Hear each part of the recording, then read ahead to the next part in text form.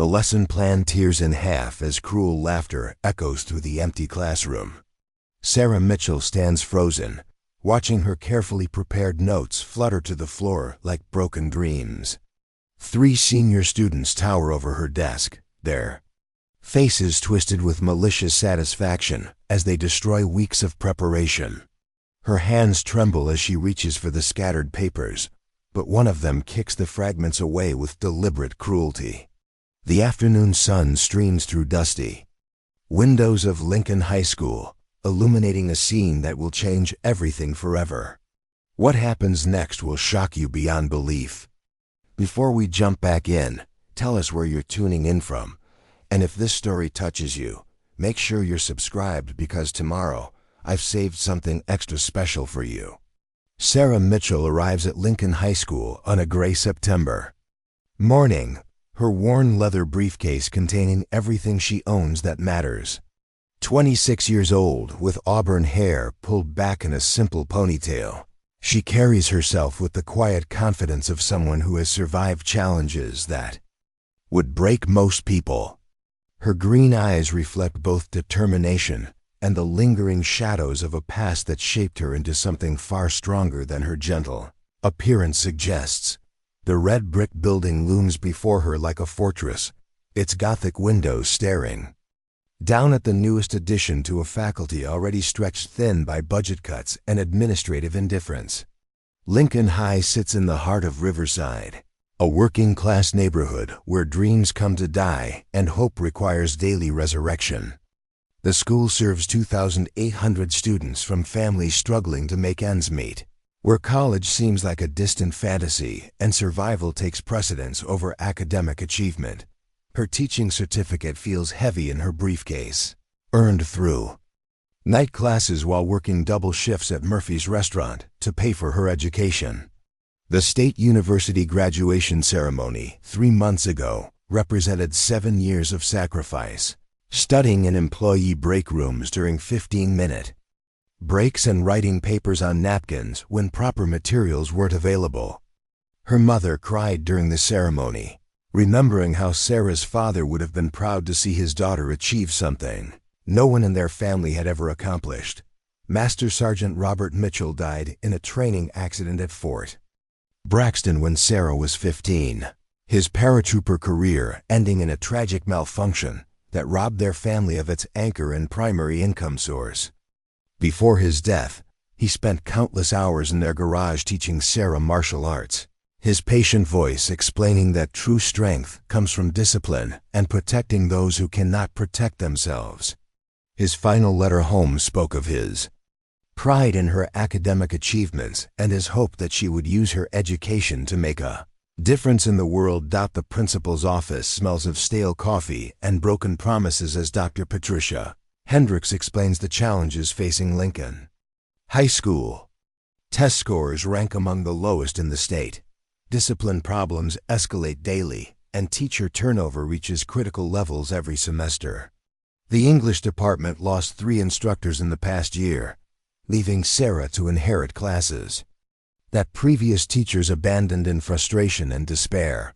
Her assignment includes remedial English for students who read at elementary levels, advanced placement classes for the few with college aspirations, and general education courses filled with teenagers who view school as a mandatory prison sentence. The student handbook lists disciplinary procedures that seem designed more for legal protection than actual education, while the faculty lounge conversations reveal a culture of defeat and resignation. The mathematics wing, where her classroom resides, echoes with the sounds of slamming lockers and heated arguments that administrators pretend not to hear. Room 247 becomes her domain, a space with peeling paint, broken desks, and windows that haven't been cleaned in months. The previous teacher left behind outdated textbooks and a note warning about the untouchables, a group of students who make teaching impossible through systematic disruption and intimidation. Sarah spends her evenings transforming the neglected classroom into something resembling a learning environment. She purchases supplies with her own money, creates bulletin boards with motivational quotes, and arranges desks in configurations designed to encourage participation rather than isolation. Her lesson plans reflect hours of preparation, incorporating innovative teaching methods learned in education courses and strategies for reaching students who have been failed by every adult in their lives. The first week passes without major incidents, as students test boundaries and assess their new teachers. Weaknesses. Sarah maintains professional composure while observing the complex social dynamics that govern adolescent behavior in environments where academic achievement is viewed with suspicion and conformity requires constant vigilance. Her military upbringing taught her to read situations quickly and respond with appropriate measures. 3 students emerge as the source of classroom disruption. Tyler Brooks, the quarterback whose athletic success grants him immunity from most consequences. Jessica Parker, whose family's political connections protect her from serious discipline. And Marcus Williams, whose size and aggressive demeanor intimidate both students and faculty. They form an alliance based on shared contempt for authority and mutual protection from accountability. Tyler Brooks carries himself with the arrogance of someone who has never faced real consequences for his actions. His football achievements make him untouchable in a community where Friday night games represent the only source of civic pride. And his behavior reflects the entitlement that comes from preferential treatment by coaches and administrators who prioritize athletics over academics. His grades hover barely above failing, maintained through make-up assignments and extra credit opportunities denied to other students. Jessica Parker leverages her father's position on the school board to manipulate situations in her favor. Her disciplinary record mysteriously clean despite numerous complaints from teachers and students. Her family's wealth insulates her from the economic pressures facing most Lincoln High families, creating a bubble of privilege that breeds contempt for those struggling with circumstances beyond their control. She views education as a formality to endure rather than an opportunity to embrace. Marcus Williams uses physical intimidation to control classroom dynamics, his presence creating an atmosphere of tension that makes learning impossible for students who want to participate. His academic record shows a pattern of underachievement masked by social promotion policies designed to move problematic students through the system rather than address underlying issues. Teachers learn to avoid confrontation with him, choosing temporary peace over long-term educational goals. The 3 operate as a unit during Sarah's classes, creating disruptions that derail lessons and intimidate classmates who might otherwise engage with the material. Their tactics include strategic talking during instruction, deliberate misunderstanding of directions, and theatrical displays of boredom designed to demonstrate their superiority over academic concerns. Other students learn to remain silent rather than risk becoming targets of their systematic harassment. Sarah documents every incident with professional precision, creating detailed records of disruptions and their impact on classroom learning. Her reports follow proper channels through department heads and administrative assistants, generating promises of action that never materialize into meaningful consequences. The bureaucratic maze protects disruptive students while frustrating teachers who actually care about educational outcomes. Her lunch periods are spent in the library, researching alternative teaching strategies and seeking resources for reaching students who have been written off by previous instructors. The librarian, Mrs. Chun, becomes an unexpected ally, sharing observations about student behavior patterns and offering insights gained through decades of working with challenging populations. Their conversations reveal institutional problems that extend far beyond individual classroom management. Evening hours find Sarah grading papers in her small apartment, surrounded by lesson plans that represent hope for breakthrough moments with students who have learned to equate education with failure. Her father's military medals sit on her desk as reminders of service and sacrifice, their presence providing strength during moments when the weight of institutional indifference threatens to crush her. Determination to make a difference. The community Center 3 blocks from school offers evening judo classes taught by Sensei Martinez, a Marine veteran who recognizes Sarah's military background through subtle mannerisms and disciplined approach to training. Her father's lessons return through muscle memory as she practices throws and defensive techniques, the physical exercise providing emotional release from daily classroom frustrations. She keeps her martial arts training private, understanding that revealing such skills might complicate her professional relationships. Parent-teacher conferences reveal the broader context of student behavior as Sarah meets families struggling with unemployment, addiction, and systemic poverty that makes education seem irrelevant to immediate survival needs. Some parents express gratitude for her efforts, while others view school as glorified babysitting, their priorities shaped by circumstances that make long-term planning impossible when basic needs remain unmet. The October faculty meeting addresses rising discipline problems and declining test scores with administrative solutions that ignore underlying causes. Sarah listens to colleagues share frustrations about unmanageable student behavior and inadequate support systems, their defeated expressions reflecting years of battling problems without institutional backing. The discussion focuses on documentation requirements rather than effective interventions. Her classroom begins showing signs of progress as some students respond to her patient persistence and genuine interest in their success. Small victories include completed assignments from previously disengaged students and moments of authentic discussion about literature that connects to their lived experiences. These breakthrough moments fuel her determination to continue fighting for students who have been abandoned by adults, claiming to care about their futures. November brings the first real test of Sarah's resolve as Tyler, Jessica, and Marcus escalate their campaign of classroom disruption into something more personal and dangerous. The morning starts with her carefully arranged bulletin board torn down, motivational posters scattered across the floor like fallen soldiers. Her desk drawers hang open, contents rifled through with deliberate carelessness that sends a clear message about who really controls this territory. The custodial staff finds her lesson materials in the dumpster behind the cafeteria, weeks of preparation reduced to soggy paper pulp mixed with cafeteria waste.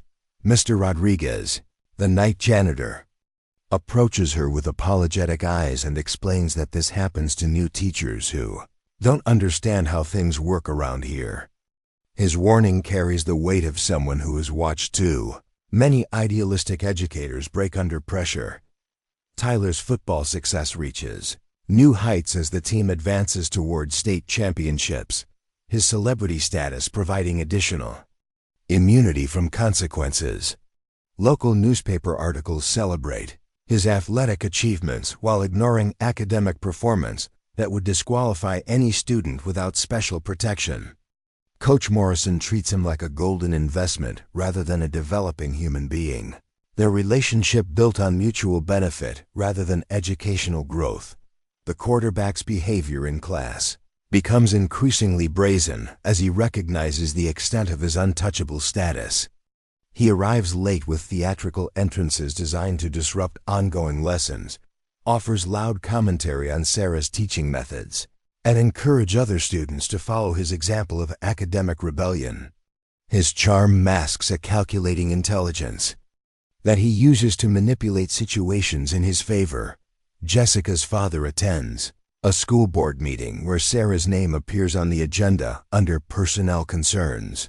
Despite her exemplary teaching record, board members discuss her adjustment difficulties with the coded language of institutional politics, their conversation revealing predetermined conclusions about her future at Lincoln High. The meeting minutes reflect decisions made before public discussion. Democracy reduced to theatrical performance for legal requirements. Her sophisticated manipulation tactics include spreading rumors about Sarah's qualifications among parent networks, suggesting that her college degree from a state university represents inferior preparation compared to teachers from prestigious institutions. She plants seeds of doubt about new teaching methods, framing innovation as disrespect for traditional values that conservative community members hold sacred. Preparing and narrating this story took us a lot of time, so if you are enjoying it, subscribe to our channel. It means a lot to us. Now back to the story. Marcus escalates physical intimidation through strategic positioning that blocks Sarah's movement around the classroom, his imposing presence creating barriers to normal instruction. He accidentally bumps into her while she distributes materials, knocks over her coffee cup during explanations, and creates deliberate congestion around her desk when students need assistance. These actions maintain plausible deniability, while establishing dominance through subtle aggression. The three students coordinate their disruptions with military precision, taking turns creating disturbances that prevent sustained focus on academic content.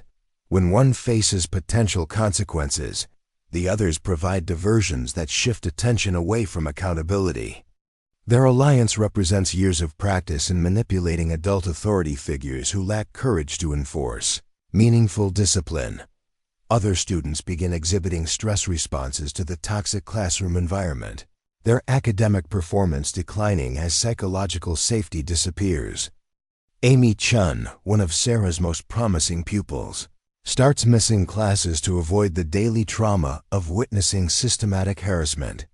Her absence removes positive peer influence and eliminates potential allies who might support educational goals.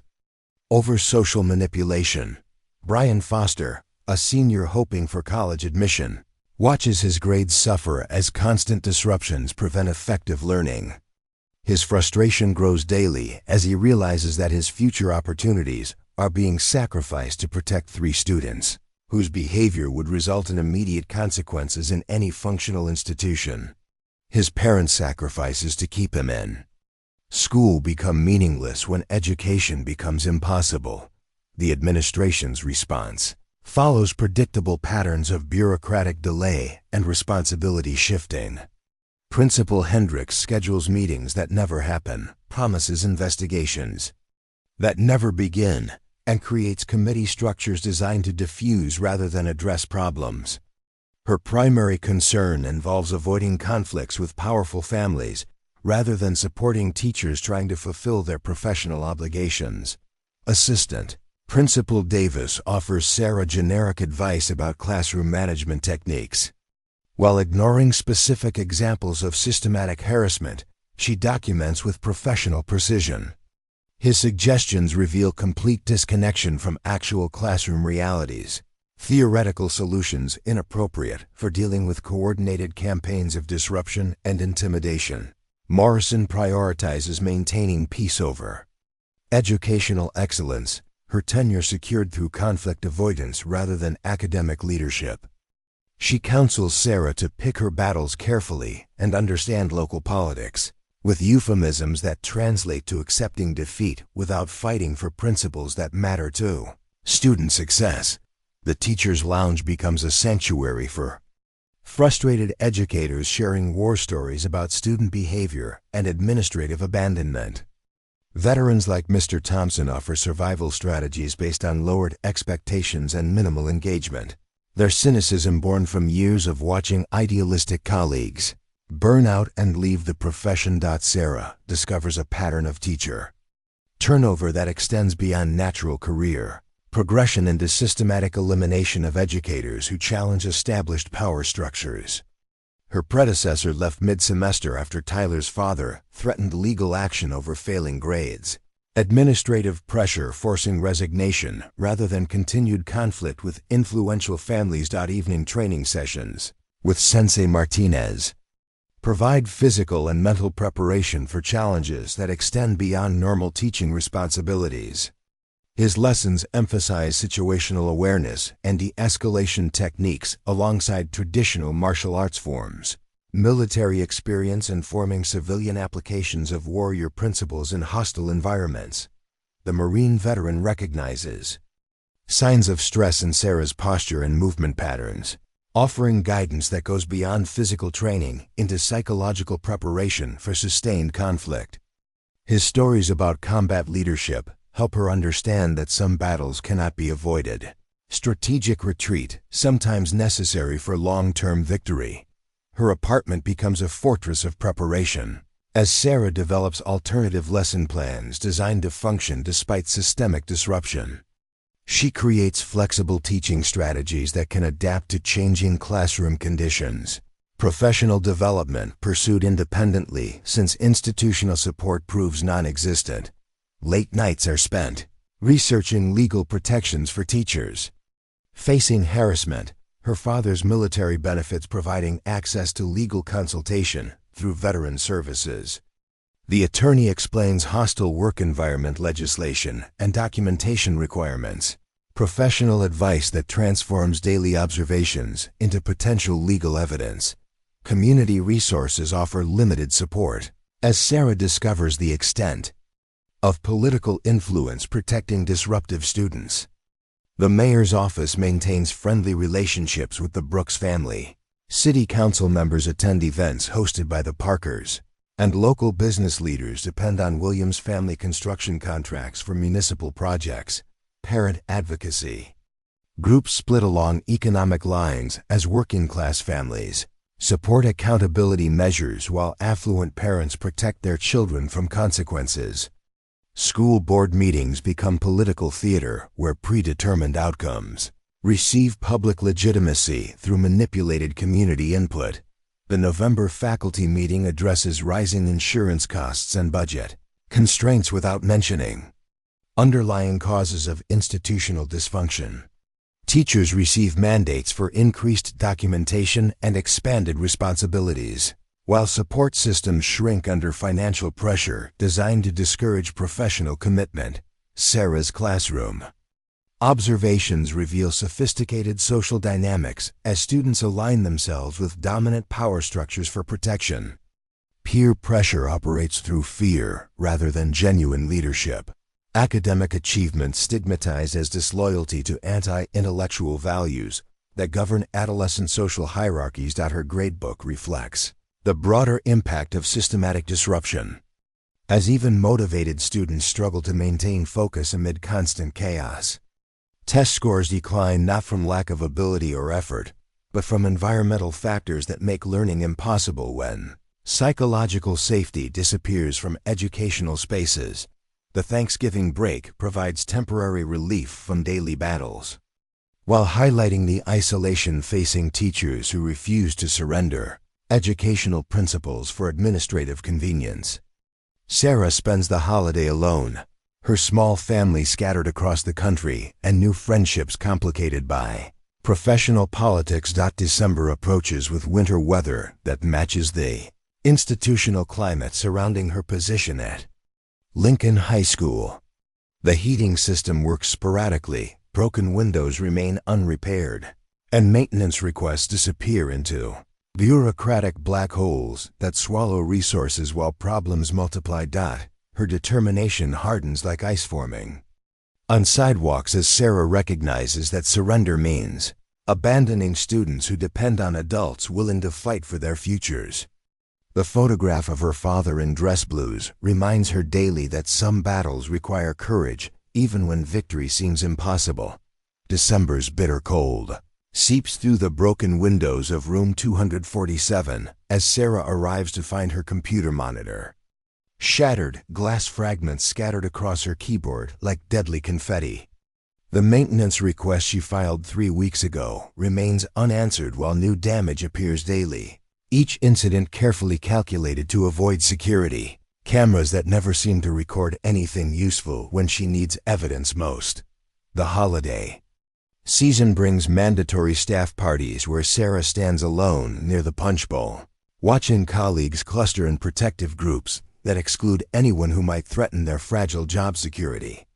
Conversations halt when she approaches, polite smiles masking the fear that associating with her might contaminate their own precarious positions within the school's toxic political ecosystem. Tyler's recruitment. Letters from Division I universities pile up on Principal Hendrick's desk, each scholarship offer representing millions of dollars in potential publicity for Lincoln High School. The local newspaper runs weekly features about his athletic achievements, Photographs showing him in heroic poses while articles ignore academic transcripts that would embarrass any legitimate educational institution. His classroom behavior reaches new levels of audacity as he recognizes that college scouts attend his games while ignoring report cards that document his systematic disruption of learning environments. He live streams portions of Sarah's lessons on social media, mocking her teaching methods to thousands of followers who celebrate his rebellion against educational authority. Jessica orchestrates a sophisticated campaign of parent complaints through her mother's social networks, generating phone calls to the superintendent's office about Sarah's inappropriate teaching methods and hostile classroom environment. The complaints follow identical scripts, word-for-word accusations that reveal coordination rather than genuine parental concern about educational quality. Her manipulation extends to guidance counselors who begin questioning Sarah's psychological fitness for teaching positions. Subtle suggestions that someone struggling with adjustment difficulties might benefit from career counseling or medical evaluation. The stigma of mental health concerns becomes a weapon deployed against anyone who challenges established power structures. Marcus's intimidation tactics evolve from passive aggression to active threats as he realizes that traditional authority figures offer no protection from his behavior. He begins following Sarah to her car after school hours, his presence in parking lots creating fear that extends beyond classroom boundaries into personal safety concerns that keep her awake at night. The three students coordinate with surgical precision their attacks timed to exploit moments when Sarah lacks witness protection or administrative support. They strike during lunch periods when other teachers retreat to private spaces, after school hours when security guards focus on athletic events, and during substitute teacher days when temporary staff lack authority to enforce meaningful discipline. Winter break provides no respite as Sarah discovers her car tires slashed in the faculty parking lot. Police reports filed but never investigated by officers who maintain friendly relationships with prominent community families. The repair costs consume her holiday budget while insurance companies cite insufficient evidence to cover damages that clearly target her personally. Her apartment becomes a research center as Sarah documents patterns of harassment with the methodical precision her father taught her during childhood lessons about military intelligence gathering. Spreadsheets track incidents by date, time, and witnesses while photographs capture property damage that accumulates faster than maintenance requests receive attention. Legal consultation through veteran services reveals the complexity of pursuing criminal charges against minors protected by family wealth and political connections. The attorney explains how juvenile justice systems favor rehabilitation over punishment, especially when defendants possess resources to hire aggressive legal representation that intimidates prosecutors seeking easy victories. January returns with budget cuts that eliminate security guard positions while increasing class sizes that make individual attention impossible. Sarah's advanced placement course merges with general education sections, creating chaotic environments where college-bound students compete for attention with behavioral problems that consume available resources. The merger brings new victims into Tyler, Jessica, and Marcus's sphere of influence as academically motivated students become targets for systematic harassment designed to eliminate competition for teacher attention. Honor roll students begin requesting schedule changes to escape classes where learning becomes impossible amid constant disruption. Katie Sullivan, valedictorian candidate with perfect attendance, suffers her first panic attack during Sarah's fourth period, when Marcus deliberately destroys her research project minutes before presentation deadlines. Her parents threaten legal action against the school district while demanding immediate transfers to private institutions that can provide psychological safety their daughter needs. Daniel Reeves, captain of the academic decathlon team, watches his GPA plummet as classroom chaos prevents effective preparation for statewide competitions. His scholarship applications require transcripts that no longer reflect his actual abilities, Dreams of medical school crumbling under systematic sabotage that adults refuse to acknowledge or address. The ripple effects extend beyond individual students as Sarah discovers other teachers facing similar campaigns of harassment when they attempt to maintain academic standards. Mr. Foster from the science department shares stories about laboratory equipment vandalism, while Ms. Garcia describes graffiti threats that appeared after she was assigned challenging mathematics homework. Faculty meetings become exercises in collective denial as administrators present statistics about improving graduation rates while ignoring data about declining standardized test scores and college readiness metrics. The disconnect between public relations and educational reality creates cognitive dissonance that drives competent teachers toward early retirement or career changes. Sarah's documentation reaches critical mass as her files contain enough evidence to support federal investigations into civil rights violations and institutional discrimination. The patterns reveal systematic targeting of educators who refuse to participate in academic fraud, disguised as social promotion policies that benefit athletic programs over educational outcomes. Evening judo training intensifies as Sensei Martinez prepares Sarah for confrontations that seem increasingly inevitable. His lessons focus on defensive techniques appropriate for civilian environments, emphasizing de-escalation strategies while maintaining readiness for situations where physical protection becomes necessary for survival. The veteran instructor shares stories about military rules of engagement, explaining how professional warriors distinguish between appropriate force and excessive violence. His guidance helps Sarah understand that self-defense represents a last resort when institutional protection fails and personal safety requires individual action. February arrives with news that the state education department plans surprise inspections of underperforming schools. Their evaluation criteria, including classroom management and student engagement, metrics that Sarah's documentation could dramatically influence. The prospect of external oversight creates panic among administrators who have ignored problems for years. Principal Hendricks schedules private meetings with Sarah, offering teaching assignments at other schools within the district, while suggesting that fresh starts benefit everyone involved. The transfer proposals target rural schools with limited resources, effective exile disguised as professional opportunities that would remove her from Lincoln High's political ecosystem. Her refusal to accept transfers triggers escalated pressure as department heads question her commitment to teamwork and institutional harmony. The language of bureaucratic coercion masks threats about contract renewal and performance evaluations. Administrative retaliation deployed against teachers who refuse to abandon educational principles.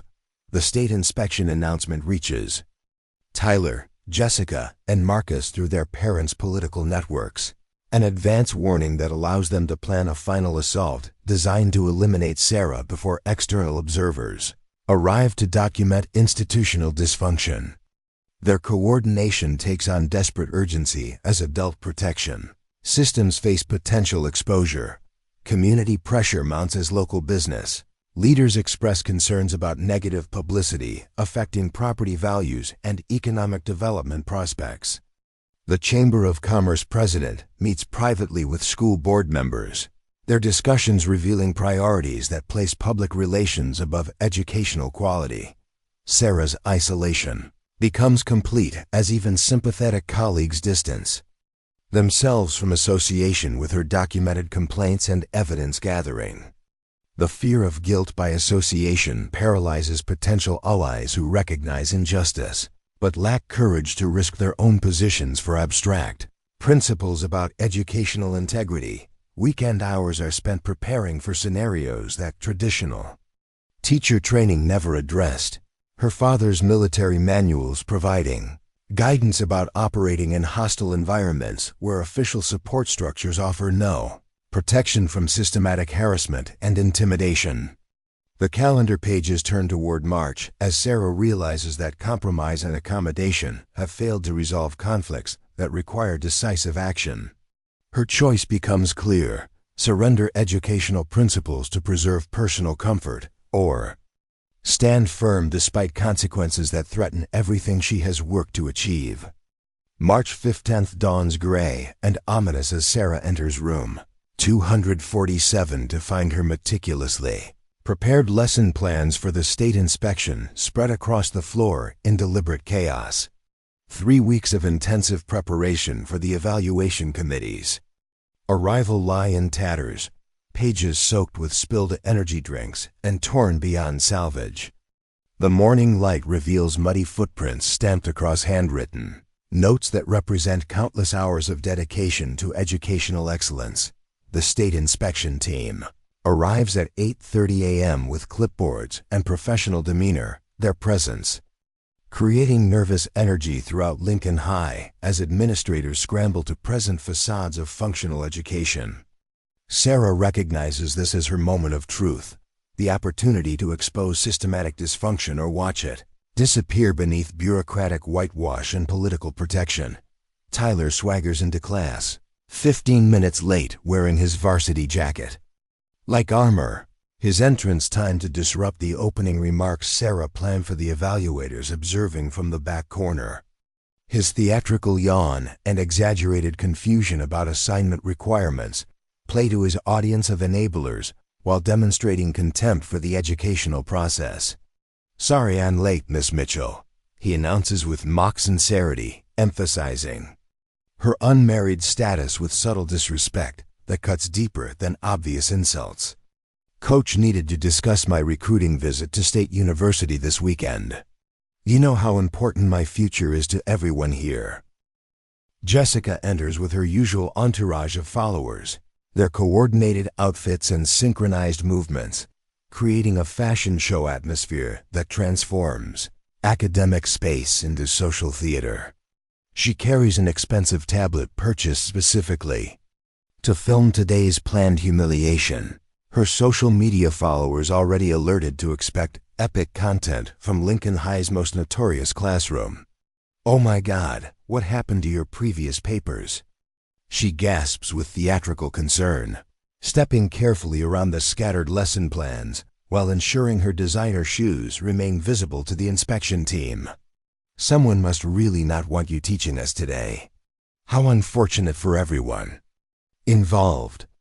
Marcus blocks the doorway as other students attempt to enter, his imposing presence creating bottleneck congestion that prevents normal class flow. The inspection team notes the disruption with professional detachment, their clipboards capturing evidence of classroom management failures that will appear in official reports, read by state education officials. Sarah's hands remain steady as she begins distributing backup materials prepared for exactly this scenario. Her military upbringing providing emotional discipline that prevents the breakdown her tormentors expect.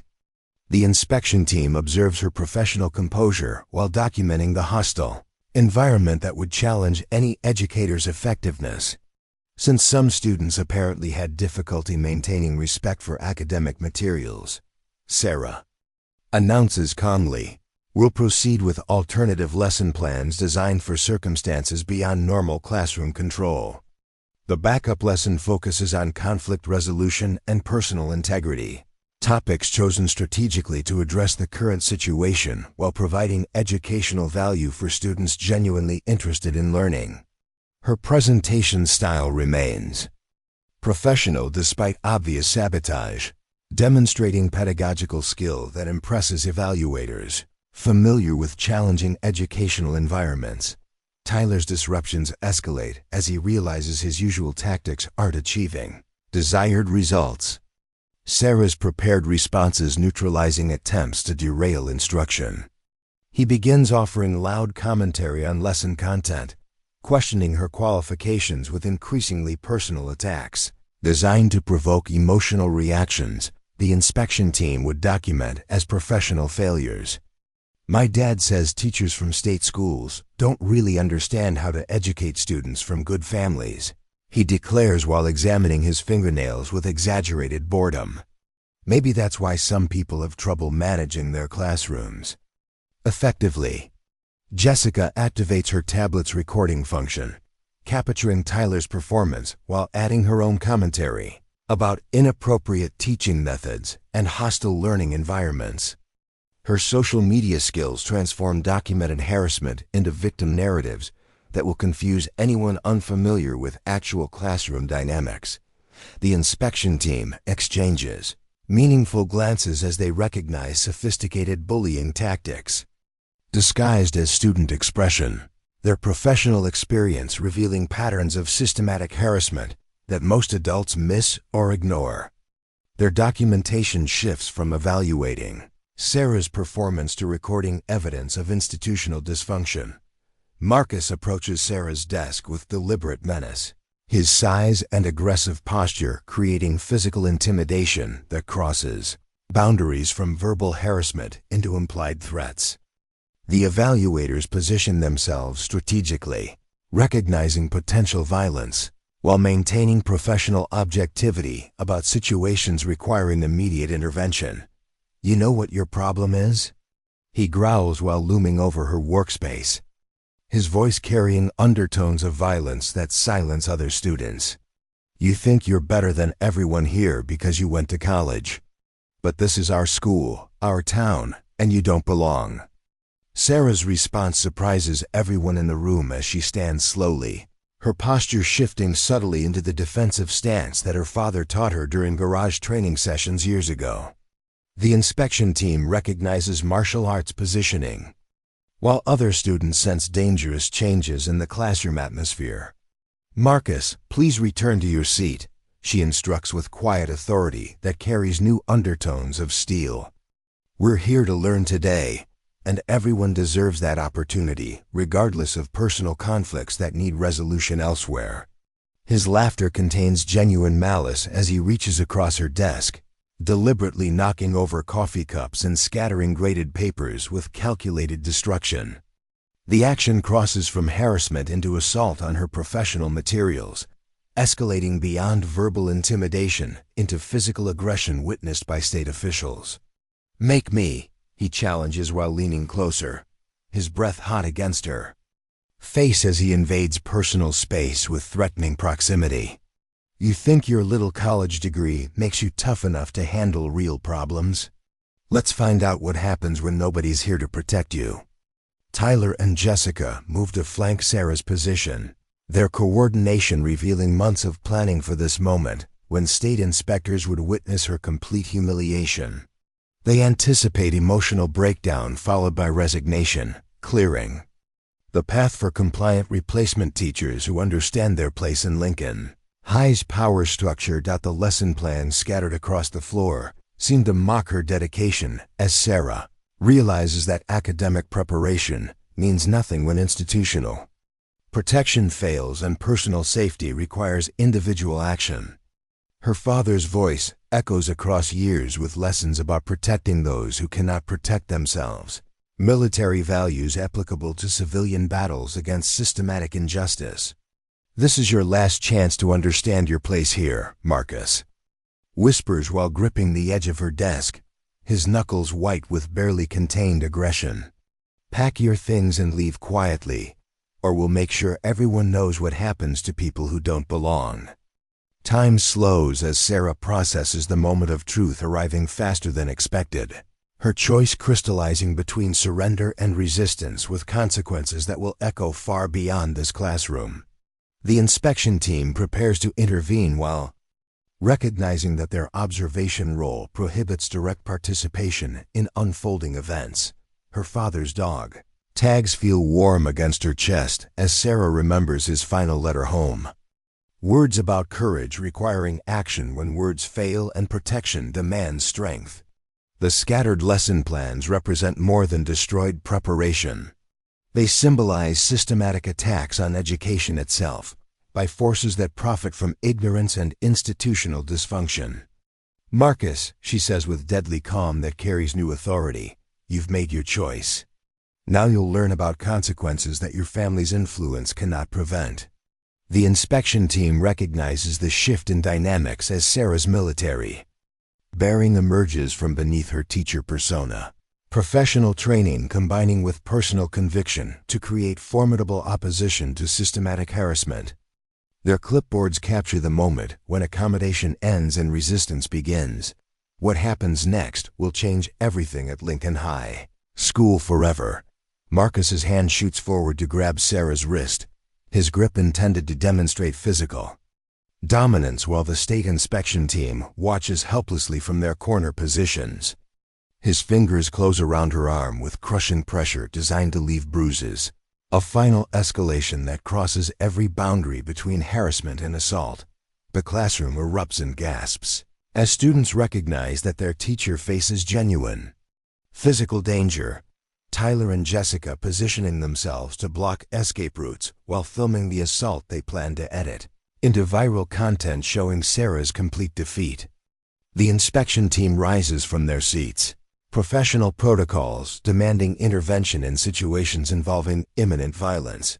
Sarah's response surprises everyone except Sensei Martinez, whose teachings prepared her for exactly this moment. When de-escalation fails and survival requires decisive action. Her military training activates muscle memory as she executes a perfect wrist control technique, redirecting Marcus's aggressive momentum while maintaining her own balance and composure. "Let go of me immediately," she commands with authority. That carries undertones of steel, her voice cutting through classroom chaos with clarity that freezes other students in their tracks. The inspection team recognizes professional military bearing emerging from beneath her teacher persona, years of suppressed training becoming visible under extreme pressure. Marcus's eyes widen with shock as his attempted intimidation meets unexpected resistance. Sarah's grip on his wrist, applying pressure to nerve points that her father taught her during garage sessions years ago. His superior size means nothing when technique overcomes brute force. Leverage neutralizing advantages that bullies assume will guarantee victory. "You crazy witch!" he snarls while attempting to break free from the hold that immobilizes his dominant hand, his other arm swinging wildly toward her face in desperation, born from recognizing that his usual tactics have encountered something beyond his experience or control. Sarah's defensive response flows like water around his clumsy attack, her father's lessons about economy of motion allowing her to deflect his punch while maintaining control of his trapped wrist. The inspection team documents everything with professional detachment, their clipboards capturing evidence of assault and subsequent self-defense that will reshape official reports. Tyler lunges forward to assist his ally, his football training providing confidence in physical confrontation that evaporates when Sarah's free hand intercepts his charge with surgical precision. Her palms strike to his solar plexus, drops him to his knees, gasping for breath, the crowd-pleasing quarterback reduced to whimpering vulnerability within seconds. "Stay down," Sarah instructs without taking her eyes off Marcus, who struggles against her grip, become increasingly frantic as he realizes that his physical intimidation has met its match in someone trained by military professionals. His panic attracts Jessica's attention as she recognizes that their carefully planned humiliation is backfiring spectacularly. Jessica screams for security while frantically adjusting her tablet's camera angle, her social media instincts prioritizing content creation over personal safety as she documents the systematic destruction of her alliance's power structure. Her high-pitched voice carries through hallways, alerting administrators to violence they spent months ignoring. The classroom door bursts open as Principal Hendricks arrives with security guards, their faces pale with recognition that the situation they deliberately ignored has exploded into a public crisis witnessed by state education officials.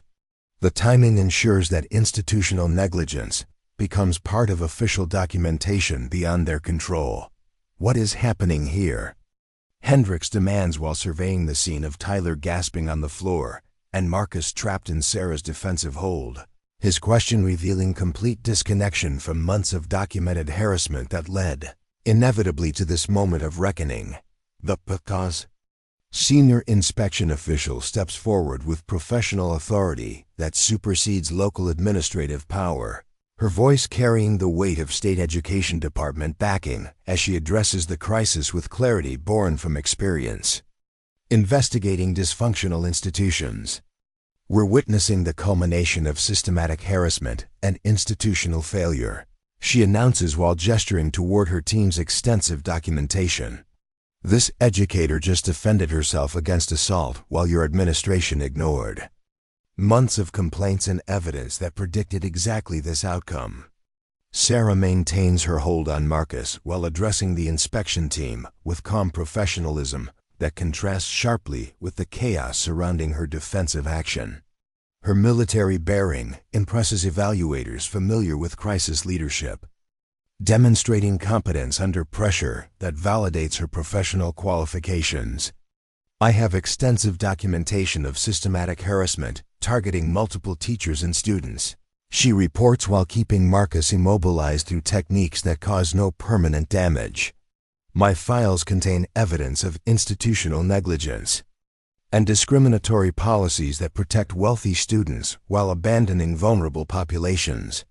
The security guards hesitate as they recognize the complexity of a situation where the apparent aggressor lies gasping on the floor while his intended victim maintains professional composure despite obvious physical threats. Their training provides no guidance for scenarios where victims demonstrate superior capability compared to their attackers. Marcus's struggles weaken as Sarah's pressure point manipulation affects circulation to his dominant hand, military training providing non-lethal techniques for subduing larger opponents without causing permanent injury. His earlier confidence evaporates as he experiences helplessness that his victims endured for months under his systematic intimidation. "Please let me go," he whimpers with tears streaming down his face, his voice cracking with the vulnerability he spent years inflicting on others through psychological warfare and physical threats. The transformation from predator to victim happens within seconds, witnessed by classmates who never imagined their tormentor could be reduced to begging. Tyler attempts to stand, but collapses again as his diaphragm spasms from Sarah's precise strike, his athletic reputation meaningless when confronted by someone trained in actual combat techniques rather than organized sports. His gasping attracts concerned attention from teammates, who arrive to witness their hero's complete humiliation. Jessica's tablet captures everything for her social media audience. Viral content creation instincts overriding personal loyalty as she recognizes that this footage will generate more engagement than any previous post. Her followers watch in real time as their privileged idol faces consequences that money cannot prevent or influence. The inspection team's documentation expands to include witness statements from students brave enough to speak truth about systematic harassment they endured while adults looked away. Amy Chun emerges from the back corner where she cowered during the confrontation, her voice shaking as she describes months of psychological torture. "They made school hell for anyone who tried to learn," she testified while pointing at the 3 students whose reign of terror finally met resistance. "Sarah was the only teacher who tried to protect us, and they punished her for caring about education instead of politics." Brian Foster adds his testimony about academic sabotage and systematic intimidation designed to eliminate competition for teacher attention. His college applications destroyed by chaos that adults enabled through willful negligence. His parents' sacrifices became meaningless when institutional dysfunction prevented effective education. The hallway fills with gathering crowds as news of the confrontation spreads. Through social media posts and text messages, students and faculty rushing to witness the aftermath of violence that seemed inevitable to anyone paying attention. Their expressions reflect shock at seeing systematic bullying finally face consequences. Principal Hendricks attempts damage control through bureaucratic language about misunderstandings and communication failures. His words revealing priorities focused on protecting institutional reputation rather than addressing root causes of systemic dysfunction that created this crisis. The lead inspector cuts through administrative deflection with professional authority. That brooks no institutional manipulation. Her experience investigating failing schools, providing immunity to political pressure and bureaucratic obfuscation that typically protects dysfunctional leadership from accountability. This institution will face comprehensive federal investigation, she announces while gesturing toward extensive documentation her team compiled during their brief observation. The systematic failure we've witnessed today represents violations of civil rights, workplace safety, and educational standards that demand immediate federal oversight. Sarah finally releases Marcus's wrist as additional security arrives, her controlled breathing demonstrating military training while her professional demeanor shows that violence represented last resort rather than preferred solution. The inspection team notes her restraint and proportional response to genuine threats. The aftermath begins immediately as Tyler's parents receive calls about their son's public humiliation. Jessica's social media empire faces scrutiny from followers, shocked by documented cruelty, and Marcus's family confronts legal exposure that their political connections cannot shield from federal investigation. Within hours of the confrontation, Sarah's defensive actions trigger a cascade of consequences that transform Lincoln High School's political landscape forever. The state inspection team's preliminary report reaches the Department of Education by evening, their emergency filing citing immediate threats to student welfare and systematic institutional failures requiring federal intervention. Jessica's viral video backfires spectacularly as her 2.3 million followers witness documented evidence of systematic harassment rather than the victim narrative she intended to create. Comment sections explode with outrage directed at the three students whose privileged cruelty becomes undeniably clear through their own recorded evidence. Public opinion shifting dramatically against wealthy families who assumed immunity from consequences. The footage spreads across multiple platforms as education advocacy groups share evidence of institutional dysfunction that validates their warnings about elite capture of public schools.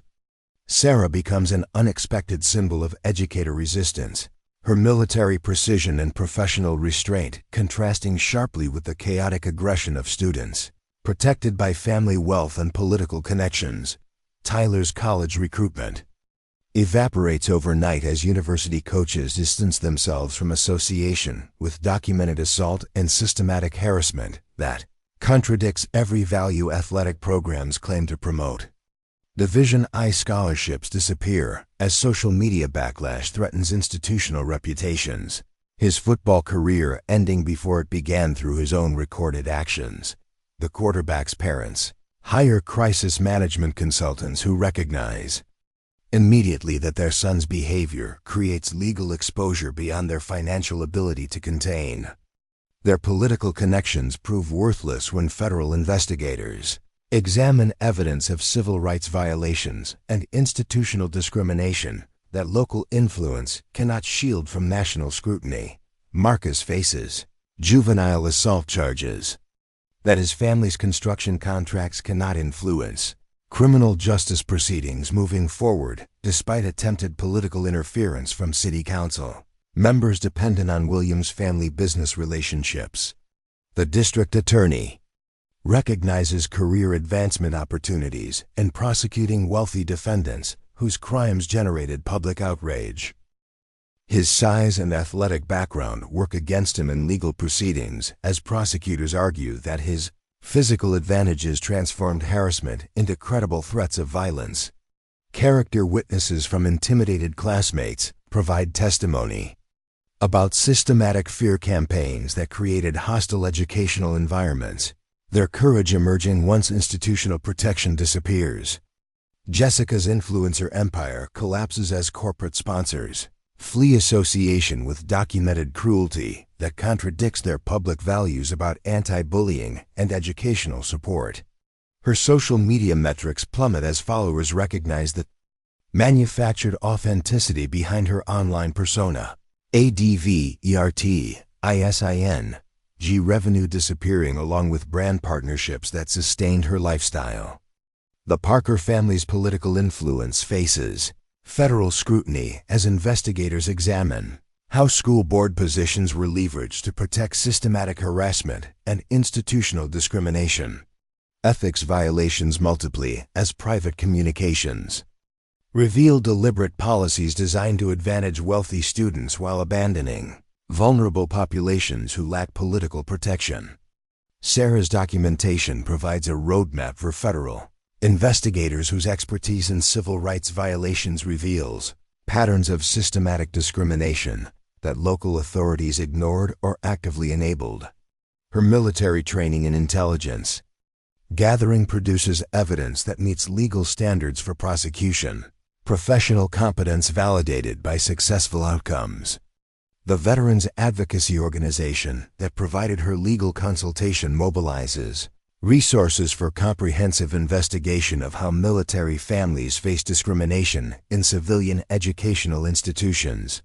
Their lobbying power generates congressional attention as elected officials recognize political advantage in supporting military family rights against elite institutional bias. Emergency school board meetings convene with standing room-only crowds as community members demand accountability for systematic failures that endangered student welfare while protecting wealthy donors from consequences. The democratic process, previously manipulated by insider politics, faces genuine public engagement for the first time in years. Principal Hendricks submits resignation letters before termination proceedings begin. Her administrative career ending amid revelations about deliberate negligence and discriminatory policies that federal investigators document through subpoenaed communications. The golden parachute negotiations fail as legal exposure eliminates bargaining power that tenure previously provided. Assistant Principal Davis faces criminal charges for failure to report suspected abuse and systematic harassment, his willful blindness transforming from administrative incompetence into potential felony violations. The teachers' union distances itself from members whose actions violated professional ethics and endangered student welfare. Department Head Morrison's early retirement becomes involuntary termination as her documented advice to pick battles carefully provides evidence of institutional policies that prioritized political convenience over educational mission. Her pension benefits face legal challenges as wrongful termination lawsuits multiply against district leadership. The custodial staff breaks their silence about systematic harassment they witnessed and reported without response. Mr. Rodriguez, testifying about destroyed property and intimidation tactics that administrators ignored despite clear evidence. Their working-class perspectives provide credibility that educated professionals lack in communities suspicious of elite manipulation. National media attention transforms Sarah's story into broader conversations about military family discrimination and institutional bias favoring wealthy students over academic merit. Her professional competence under extreme pressure demonstrates that military training produces civilian leaders capable of fighting systematic injustice through principled resistance.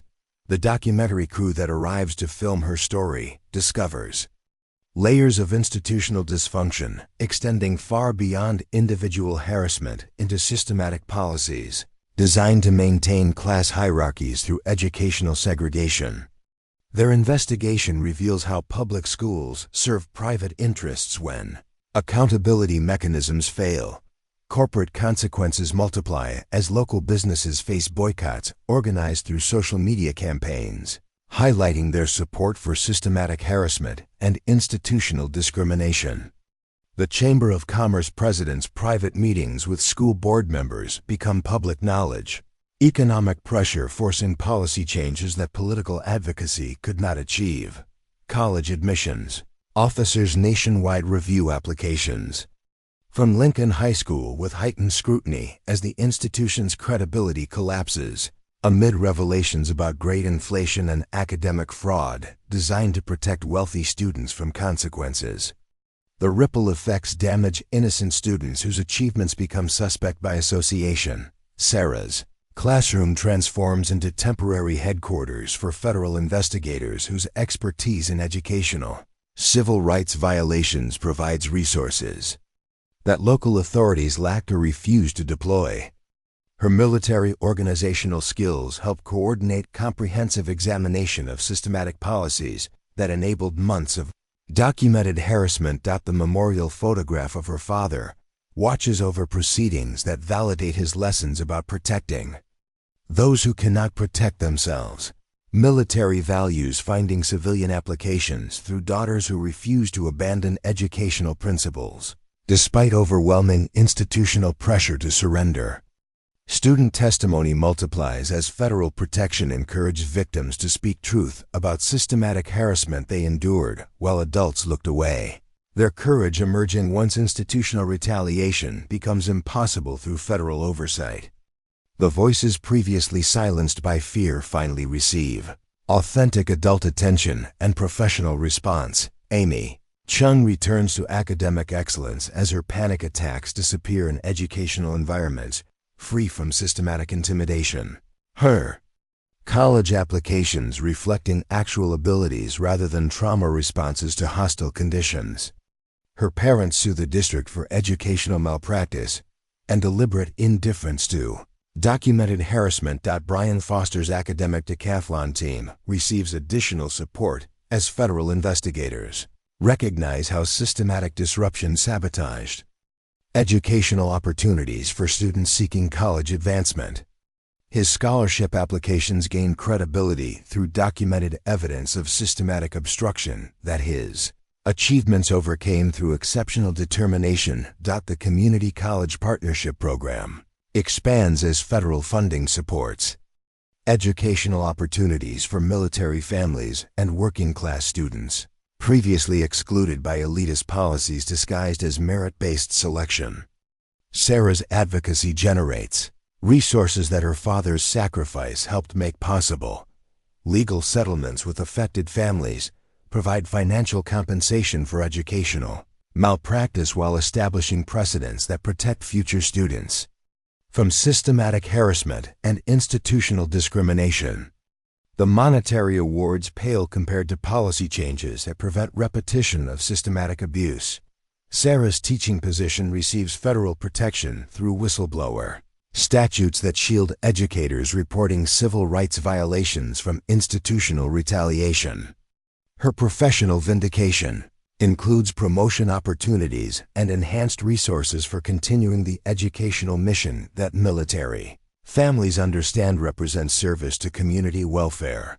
The spring semester begins with comprehensive reforms that transform Lincoln High School from a dysfunctional institution into a model of educational equity and professional accountability. Federal oversight ensures that wealthy families cannot purchase immunity from consequences, while vulnerable students receive protection that should have been automatic. 1 year later, Sarah stands in the newly dedicated Master Sergeant Robert Mitchell Memorial Library, her father's Bronze Star and Purple Heart displayed prominently beside educational materials that represent the systematic transformation his daughter's courage set in motion. The morning sunlight streams through replacement windows that no longer bear cracks from years of institutional neglect, illuminating faces of students who finally experience education free from systematic harassment and discrimination. The federal investigation concluded with sweeping reforms that restructured Lincoln High School's entire governance system, replacing political cronyism with professional accountability that prioritizes educational outcomes over wealthy donor preferences. Dr. Angela Rodriguez, the new principal hired through a transparent process emphasizing civil rights experience, leads morning faculty meetings that focus on student achievement rather than damage control and political maneuvering. Tyler Brooks serves community service hours at the Veterans Center where Sarah's father once volunteered. His privileged arrogance replaced by genuine humility learned through consequences that money could not prevent. His college dreams redirected toward community college and trade school programs. He discovers talents for automotive repair that provide honest work without requiring athletic scholarships or family connections. The quarterback's transformation surprises former teammates, who witness his dedication to rebuilding engines and electrical systems, skills that command respect through competence rather than inherited status.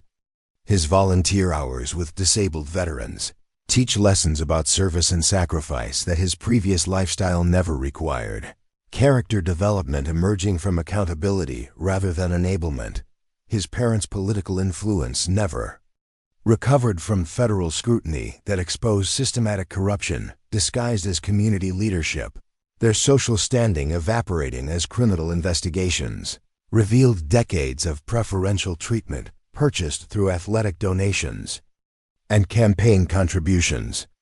The Brooks family relocates to another state where their reputation might permit fresh starts built on honesty rather than manipulation. Jessica Parker's social media accounts remain suspended following investigations into cyberbullying and harassment, campaigns that violated multiple platform policies. Her influencer career permanently destroyed by documented evidence of systematic cruelty. The corporate partnerships that sustained her lifestyle disappeared as brands. Recognized association with her content created liability rather than marketing value. Her father's school board position ended in recall elections driven by community outrage over his abuse of public office to protect personal interests. Political career demolished by revelations about how family wealth purchased educational privileges denied to military families and working-class students. The ethics violations resulted in criminal charges that wealthy legal representation could only delay, not prevent. Jessica herself enrolled in counseling programs mandated by court settlements, therapeutic intervention addressing underlying issues that wealth and privilege had masked rather than resolved. Her community service assignments at homeless shelters and food banks expose her to poverty that her protected upbringing had never acknowledged. Empathy developing through direct contact with struggles she once mocked. The transformation proves genuine as she begins advocating for anti-bullying programs and educational equity initiatives. Her lived experience with systematic cruelty, providing credibility that abstract knowledge cannot match. Her rehabilitation includes public speaking about the psychological damage that privilege without accountability inflicts on both victims and perpetrators of institutional harassment. Marcus Williams faced the most serious consequences as adult. Charges replaced juvenile proceedings when investigations revealed the extent of his systematic intimidation, campaigns and physical threats against multiple victims. His size and history of violence work against him in sentencing hearings where victim impact statements describe years of psychological trauma and academic sabotage. The construction contracts that provided his family's political influence faced federal scrutiny for bid rigging and discriminatory hiring practices that excluded minority-owned businesses from public projects. The Williams empire built on corruption crumbles as honest competition replaces insider dealing. Economic justice emerging alongside educational reform in communities long dominated by wealthy families. Marcus serves his sentence in juvenile detention. Facilities specializing in violent offenders, mandatory anger management, and conflict resolution. Training addressing root causes of his aggressive behavior rather than simply punishing symptoms. His rehabilitation includes educational programs that provide the learning opportunities he previously sabotaged for others. His release conditions include supervised probation and continued counseling. Community service specifically designed to help victims of bullying and intimidation. The irony of his situation forces genuine reflection on how privilege enabled cruelty that ultimately destroyed the advantages he thought were permanent. Accountability teaching lessons that enablement never could. The three families combined. Legal settlements exceed $2.8 million. Financial compensation for educational malpractice and civil rights violations distributed among affected students and teachers who suffered under systematic harassment. The monetary awards pale compared to policy changes that prevent repetition of institutional abuse. Precedents established for protecting Vulnerable populations in educational settings. Sarah's promotion to department head comes with expanded resources for innovative teaching programs that serve military, families, and first-generation college students throughout the district. Her leadership style combines military efficiency with educational compassion, professional competence that commands respect from colleagues who previously feared advocating for student welfare against political pressure.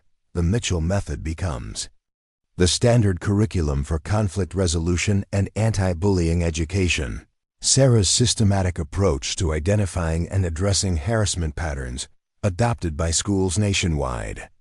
Her training programs for educators emphasize early intervention and institutional support systems that prevent escalation into violence, while protecting both victims and perpetrators from long-term damage. Her classroom serves as a demonstration site for federal education officials, documenting best practices in trauma-informed teaching and restorative justice approaches to student discipline. The techniques that helped her survive systematic harassment now help other educators create learning environments where vulnerability becomes strength rather than target for predatory behavior. Amy Chun graduates as valedictorian with full scholarship. Offers from Harvard, MIT, and Stanford. Her academic achievements reflecting abilities that flourished once systematic intimidation ended. Her commencement speech credits Sarah's courage with creating educational opportunities that seemed impossible during months of psychological torture and academic sabotage. She chooses mechanical engineering at MIT, where her research focuses on military vehicle safety systems. Her career path inspired by Master Sergeant Mitchell's sacrifice and daughter's dedication to protecting those who serve. The full circle of military family support demonstrates how individual courage generates generational impact through educational opportunity and professional achievement. Brian Foster captains the academic decathlon team that wins state championships 3 consecutive years. Their success built on supportive learning environments where intellectual achievement receives celebration rather than punishment. His medical school acceptance represents dreams fulfilled despite systematic attempts to sabotage his academic preparation and college applications. His advocacy for military family educational rights continues through college years. Leadership experience gained through surviving institutional harassment transformed into skills for fighting systematic injustice on larger scales. The trauma that could have destroyed his future instead provides motivation for ensuring other students receive protection he initially lacked. The documentary, Fighting for Education, wins Emmy Awards for excellence in investigative journalism and social impact storytelling. Sarah's story becoming a catalyst for national conversations about military family discrimination and institutional bias in public education. The film generates resources for comprehensive reform initiatives that extend her father's legacy beyond individual classroom success. Proceeds from the documentary fund the Mitchell Foundation for Educational Equity scholarship program, specifically supporting children of fallen service members who face discrimination in civilian educational institutions. The Foundation's motto, Service Before Self, Education Before Privilege, reflects military values applied to educational justice and community welfare. Sensei Martinez receives recognition for his role in preparing Sarah for civilian battles that required military skills. His veterans advocacy expanding to include educational self-defense programs for teachers facing systematic harassment. The connection between physical training and psychological resilience helps educators develop confidence necessary for standing against institutional pressure and political intimidation.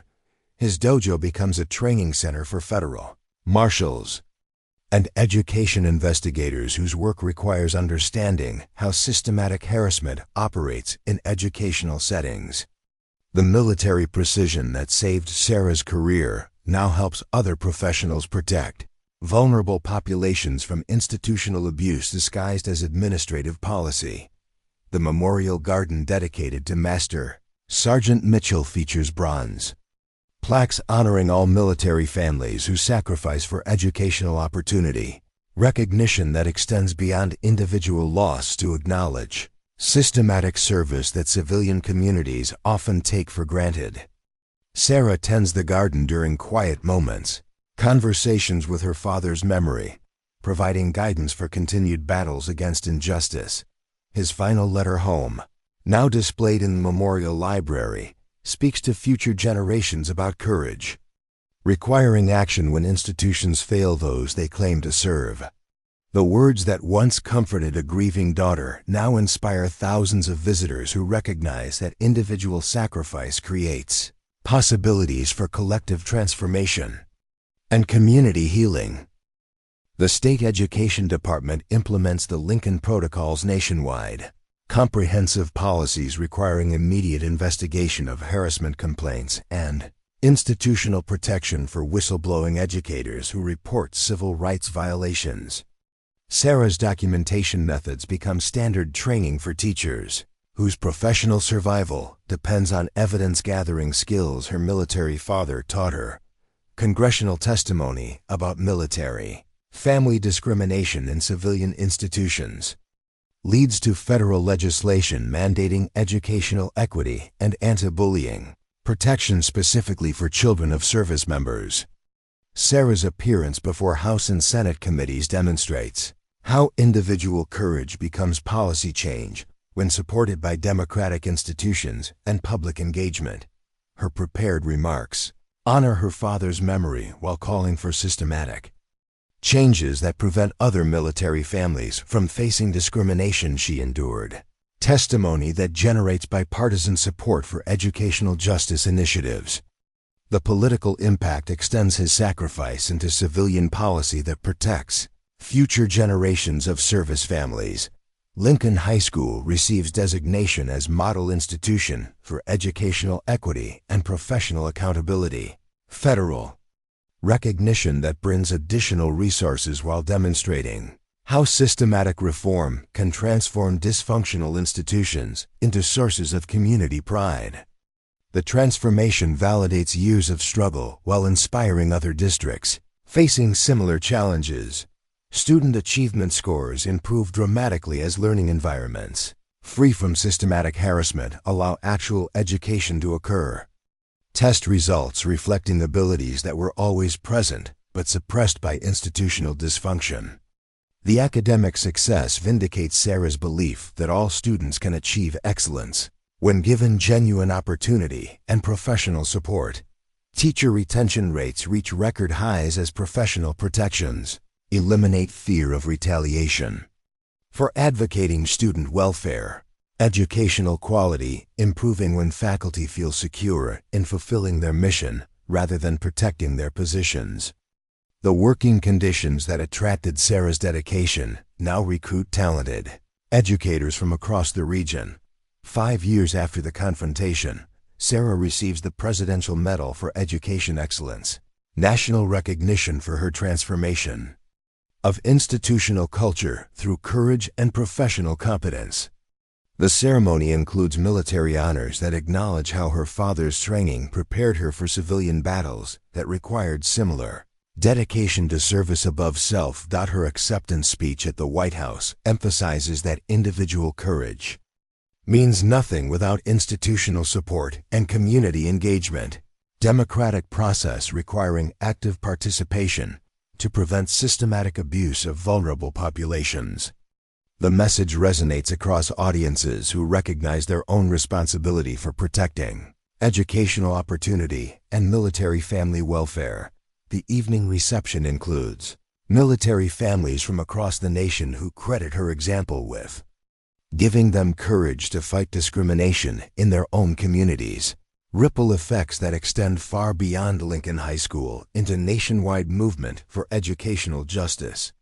The personal becomes political as individual stories merge into collective action for systematic change.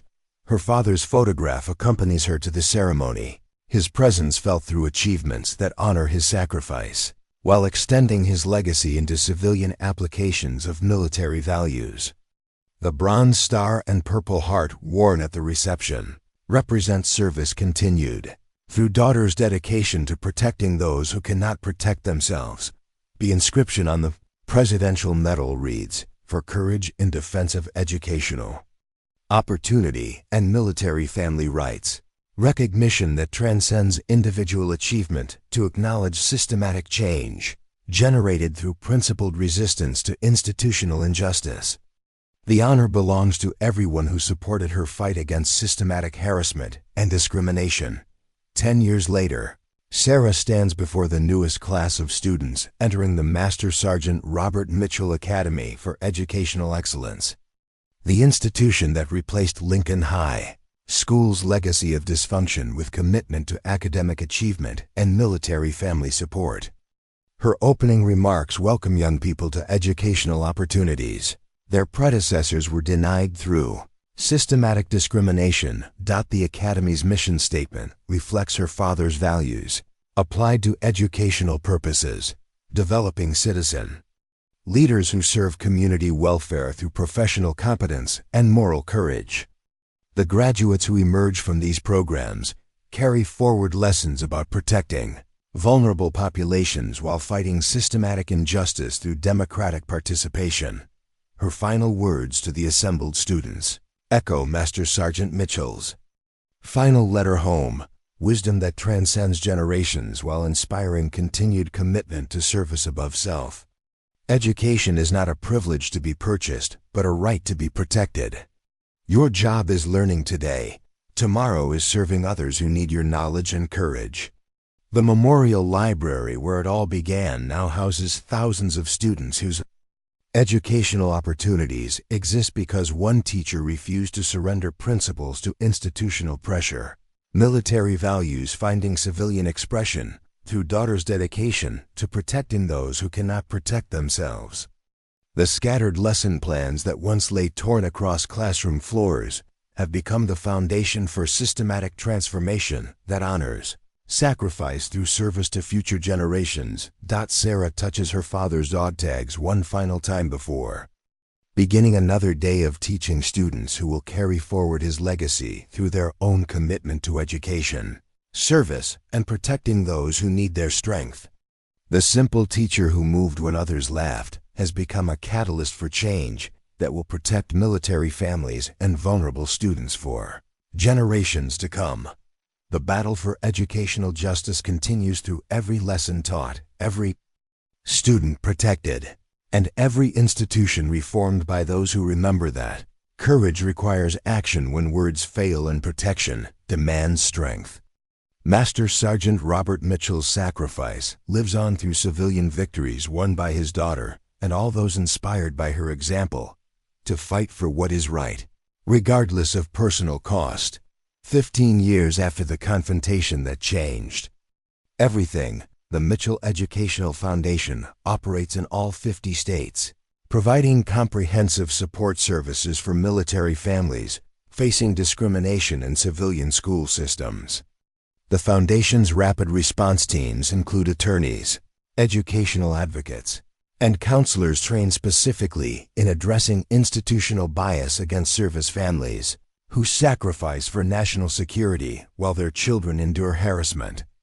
In supposedly supportive communities, regional training centers across the country prepare educators in recognizing and addressing systematic harassment before it escalates into violence. Sarah's defensive techniques adapted into professional development programs that emphasize de-escalation while maintaining educational standards. The curriculum includes military family cultural competency that helps civilian educators understand unique challenges facing children of deployed parents and fallen heroes.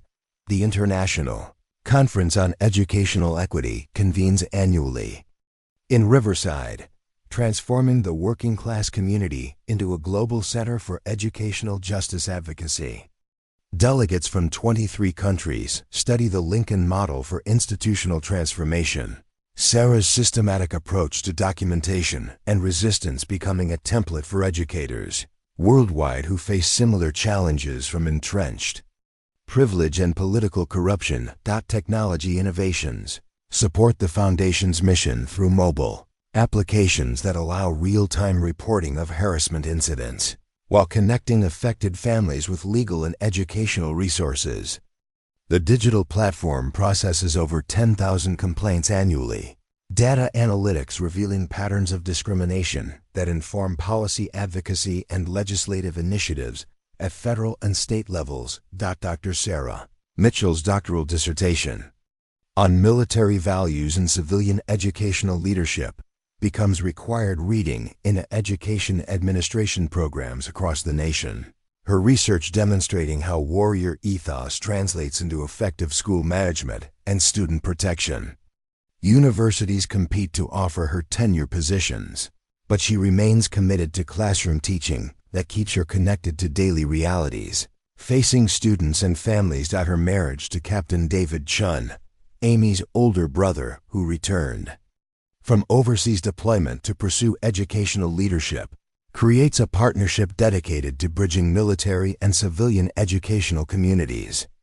Their wedding ceremony includes military honors for Master Sergeant Mitchell, whose influence shaped both their careers through different pathways of service and sacrifice.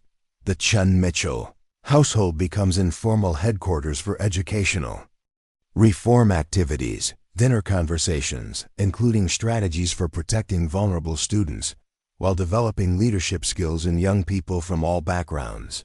Their 3 children grow up understanding that privilege requires responsibility, and that education represents opportunity to serve others rather than personal advancement alone. International recognition includes honorary doctorates from universities in Australia, Canada, and the United Kingdom, where Sarah's story inspires similar movements for educational equity and military family support. Her global speaking engagements demonstrate how individual courage becomes universal inspiration when amplified through democratic institutions and media attention. The Netflix documentary series, Courage in the Classroom, follows 5 educators who applied Sarah's methods to transform dysfunctional institutions, their success stories demonstrating replicability of resistance strategies when supported by community organization and legal protection. The series generates additional resources for the foundation, while inspiring thousands of teachers to document harassment and demand institutional accountability. Prison correspondence programs connect incarcerated individuals with educational opportunities that prepare them for civilian reintegration. Sarah's belief in redemption extending to those who made poor choices, but demonstrate genuine commitment to personal transformation. Marcus Williams coordinates one such program from his correctional facility, his experience with consequences inspiring honest conversations about privilege, accountability, and second chances. The restorative justice initiatives pioneered Lincoln High School become models for alternative discipline policies that address root causes of behavioral problems rather than simply punishing symptoms.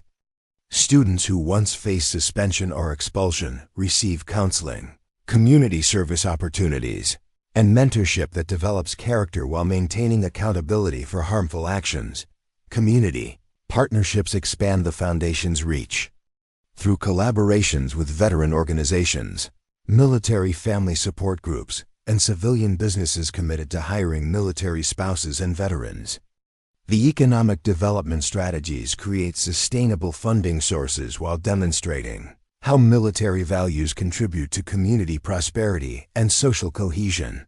Research collaborations with major universities examine long-term impacts of educational trauma on military children. Sarah's initiative generating data that influences military family support policies and veteran benefit programs. The studies validate connections between civilian discrimination and military readiness. National security arguments supporting educational equity initiatives. The Master Sergeant Robert Mitchell Institute for Educational Leadership trains school administrators in creating inclusive environments where military families receive appropriate support rather than systematic discrimination.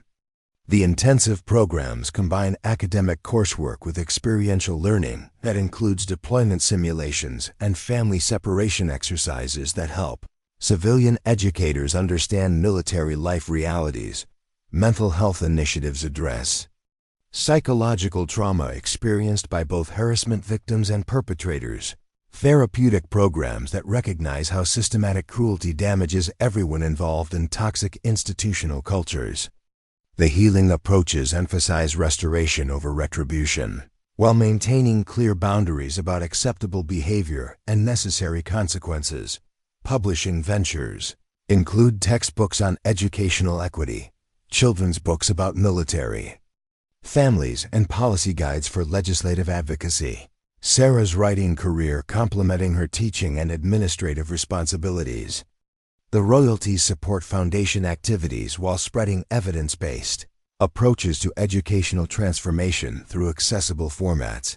Technology companies partner with the foundation to develop educational software that identifies bullying patterns while providing real-time support for affected students and teachers.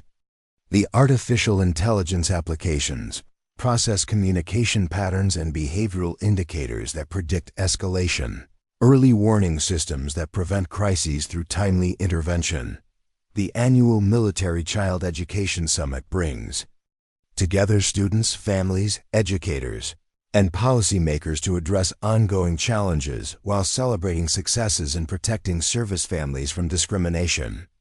The youth leadership component empowers young people to advocate for their own educational rights, while developing civic engagement skills that strengthen democratic institutions.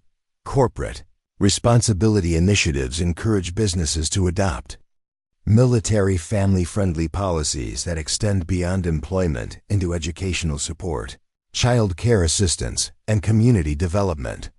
The economic arguments demonstrate how supporting military families strengthens local economies while fulfilling moral obligations to those who serve national interests.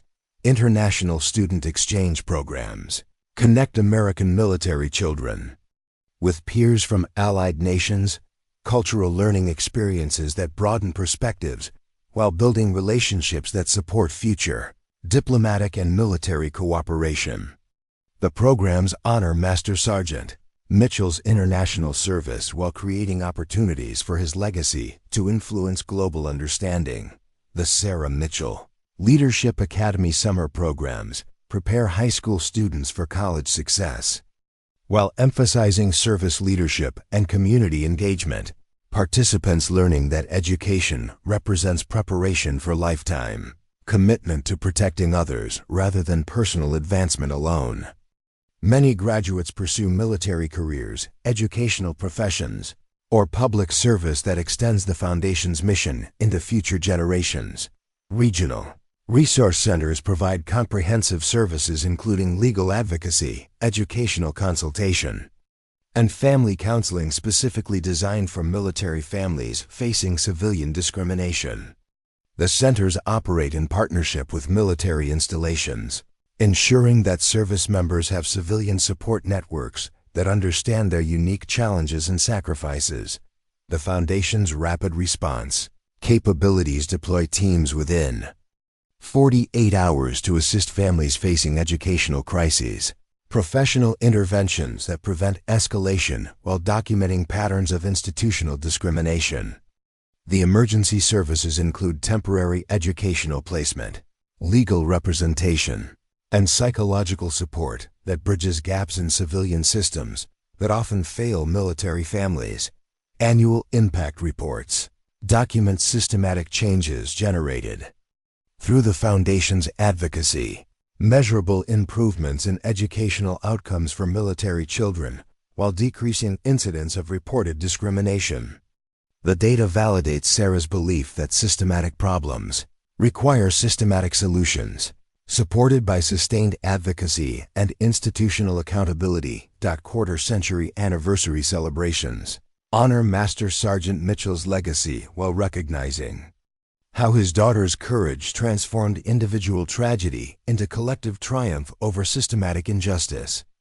The events bring together thousands of military families, educators, and community leaders whose lives changed through connection with the Foundation's mission and values. The memorial garden at the original Lincoln High School site has grown into a national park where visitors learn about military sacrifice and educational equity.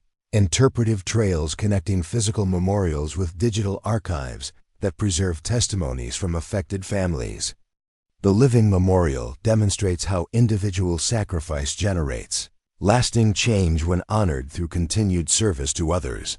Sarah's final public address before retirement emphasizes that the work continues through new generations of advocates who understand that democracy requires active participation and that educational opportunity represents fundamental right rather than privilege to be purchased.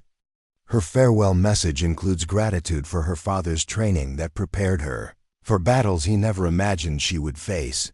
The succession planning ensures that the Foundation's mission continues through leadership development programs that identify and prepare future advocates, institutional sustainability built on shared values rather than dependence on individual personalities.